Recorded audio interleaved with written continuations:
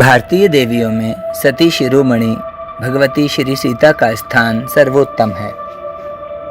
स्त्री के शील और धैर्य की तो श्री सीता जी के चरित्र में पराकाष्ठा है। यही कारण है कि भारतीय साहित्य के अधिकांश पृष्ठ श्री सीता जी के धवल चरित्र के आज भी साक्षी बने हुए हैं। इतिहास पुराण से लेकर ग्राम्य गीतों तक में श्री सीता जी की समान रूप से प्रतिष्ठा हुई है।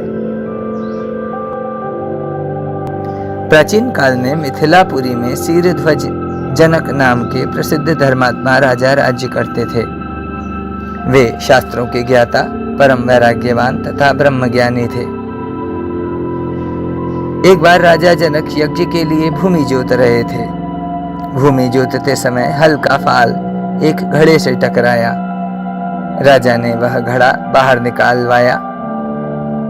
उससे राजा को अत्यंत ही रूपवती कन्या की प्राप्ति हुई।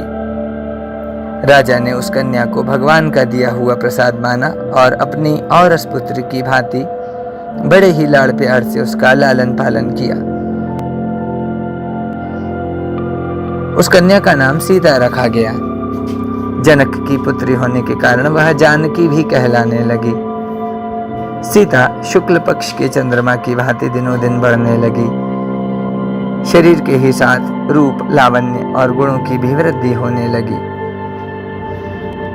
धीरे धीरे जानकी जी के विवाह योग्य हो गईं। महाराज जनक ने धनुष यज्ञ के माध्यम से उनके स्वयंवर का आयोजन किया। निमंत्रण पाकर देश देश के राजा मिथिला में आए। महर्षि विश्वामित्र भी श्री राम और लक्ष्मण के साथ यज्ञोत्सव देखने के लिए मिथिला में पधारे। राजा जनक को जब उनके आने का समाचार मिला, तब वे श्रेष्ठ पुरुषों और ब्राह्मणों को साथ लेकर उनसे मिलने के लिए गए। श्री राम की मनोहारिणी मूर्ति देखकर राजा विदेह जनक विशेष रूप से विदेह हो गए। विश्वामित्र जी ने श्री राम के शौर्य की प्रशंसा करते हुए महाराज जनक से अयोध्या के दशरथ नंदन के रूप में उनका परिचय कराया। परिचय पाकर महाराज ने जनक को विशेष प्रसन्नता हुई।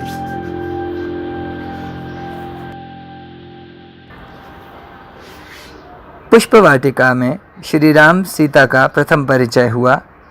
दोनों चिर प्रेमी एक दूसरे को मनोहर मूर्ति को अपने हृदय में रखकर वापस लौटे। सीता जी का स्वयंवर आरंभ हुआ। देश विदेश के राजा, ऋषि मुनि, नगरवासी सभी अपने अपने नियत स्थान पर आसीन हुए। श्री राम और लक्ष्मण भी श्री विश्वामित्र जी के साथ एक ऊंचे आसन पर विराजमान हुए। भाटों ने महाराज जनक के प्रण की घोषणा की। शिव जी के कठोर धनुष ने वहां उपस्थित सभी राजाओं के दर्प को चूर चूर कर दिया। अंत में श्री राम जी विश्वामित्र की आज्ञा से धनुष के समीप गए। उन्होंने मन ही मन गुरु को प्रणाम करके बड़े ही लाघव से धनुष को उठा लिया। एक बिजली सी कौंधी और धनुष दो टुकड़े होकर पृथ्वी पर आ गया। प्रसन्नता के आवेग और सखियों के मंगलगान के साथ सीता जी ने श्री राम के गले में जयमाला डाली। महाराज दशरथ को जनक का आमंत्रण प्राप्त हुआ। श्री राम के साथ उनके शेष तीनों भाई भी जनकपुर में विवाहित हुए। बारात विदा हुई तथा पुत्रों और पुत्र वधुओं के साथ महाराज दशरथ अयोध्या पहुंचे। श्री राम को राज्याभिषेक के बदले अचानक 14 वर्ष का वनवास हुआ। सीता जी ने तत्काल अपने कर्तव्य का निश्चय कर लिया। श्री राम के द्वारा अयोध्या में रहने के आग्रह के बाद भी सीता जी ने सभी सुखों को तृण के समान त्याग दिया और वे श्री राम के साथ वन गईं। सीता जी वन में हर समय श्री राम को स्नेह और शक्ति प्रदान करती हैं।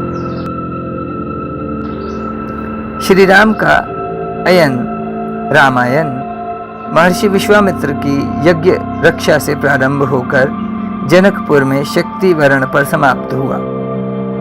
वन में रावण के द्वारा सीता हरण करके उन्हें समुद्र के पार लंका ले जाना रामायण में नया मोड़ लाता है। लंका प्रवास भगवती सीता के धैर्य की पराकाष्ठा है। समुद्र को पार करके श्री राम ने रावण के साथ अजेय राक्षसों का संहार करके अपनी सीता शक्ति को पुनः प्राप्त किया। भगवती सीता के कारण ही जनकपुर वासियों को श्री राम का दर्शन और लंका वासियों को मोक्ष प्राप्त हुआ। जय सीता माता।